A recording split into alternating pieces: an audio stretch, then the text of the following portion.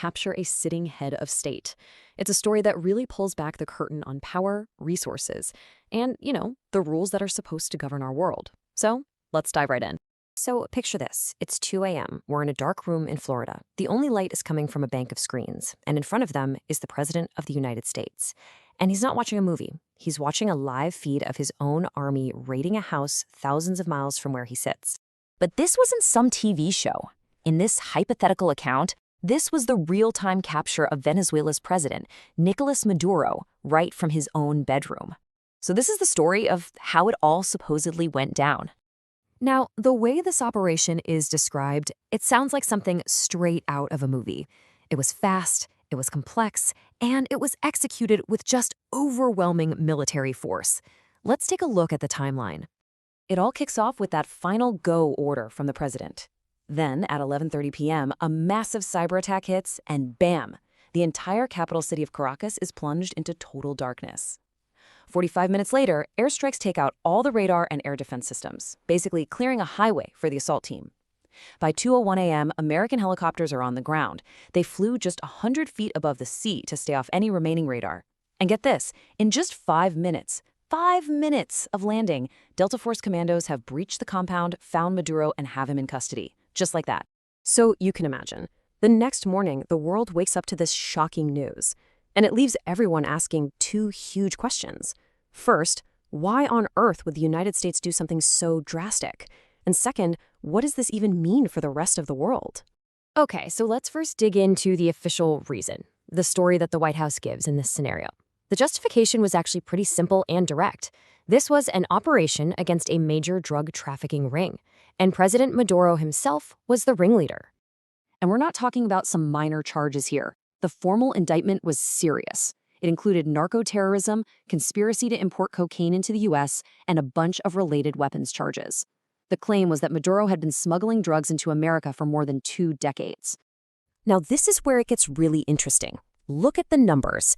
The U.S. claim says Venezuela ships about 215 metric tons of cocaine a year, but the source we're looking at points out that, well, that's almost nothing compared to a country like Guatemala, which saw over 10,000 metric tons pass through it.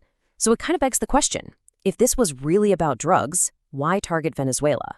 And the official story seems to have a few other holes, too. The source highlights that America's biggest, deadliest drug crisis is fentanyl, which has absolutely no connection to Venezuela. And just a month before this hypothetical raid, the president in this scenario had pardoned a leader who was convicted of smuggling way more cocaine into the U.S. than Maduro was ever even accused of. Okay, so if the whole narco-terrorism claim feels a little shaky, what could really be going on? Well, the source we're examining suggests a much older and, honestly, a much more familiar reason for this kind of foreign intervention. Yup, according to this source, the whole operation wasn't about drugs at all. It was about oil. Specifically, it was about who gets to control one of the largest and most valuable reserves of it on the entire planet. Take a look at this number, 303 billion. What does that even mean? Well, according to this analysis, that number is the key to understanding this entire fictional conflict. So here's the context for you. 303 billion is the number of proven barrels of crude oil that are just sitting in Venezuela. And as you can see from this chart, that's more than Saudi Arabia, it's more than Iran. In fact, it's about 1/5 of the entire world's proven reserves, all located in one country. You know, the relationship wasn't always this bad. Back in the 60s, the US and Venezuela were actually close allies. But things changed, and they changed dramatically with the election of Hugo Chavez. In 2001, he nationalized the oil industry, which basically meant kicking American corporations out. And the fallout was immediate. The very next year, there was a failed coup attempt against him, allegedly backed by the US. By 2005, the U.S. hit Venezuela with heavy sanctions, and the relationship has been pretty much broken ever since. This quote, which the source attributes to the president, is maybe the most telling part of this whole thing. The act of a country taking control of its own natural resources wasn't seen as a policy decision. It was framed as a theft from American interests. So this idea of who owns the oil is really the crucial point here. Okay, and that brings us to the final and maybe the most important piece of this puzzle. An operation like this doesn't just happen in a vacuum, right?